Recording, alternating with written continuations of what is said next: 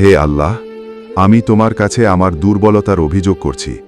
মানুষের কাছে নিজের অপারগতা আর মূল্যহীনতার নালিশ করছি। হে সর্বাধিক দয়ালু, তুমি দুর্বলদের প্রভু, তুমিই আমার প্রভু।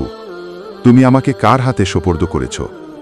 অপরিচিত এমন একজনের হাতে যে আমার সঙ্গে কঠোর আচরণ করবে, নাকি এমন কোনো শত্রুর হাতে যাকে তুমি আমার ব্যাপারে কর্তৃত্ব দিয়েছ?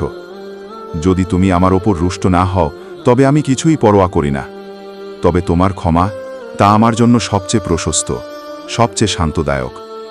আমি তোমার সেই চেহারার নূরের আশ্রয় চাই, যার আলোতে সমস্ত অন্ধকার দূর হয়, আর যার দ্বারা দুনিয়া ও আখিরাতের সবকিছু সঠিকভাবে পরিচালিত হয়। আমি তোমার অসন্তুষ্টি এবং তোমার ক্রোধ থেকে তোমারই আশ্রয় চাই। তোমার সন্তুষ্টিই আমার চূড়ান্ত কামনা।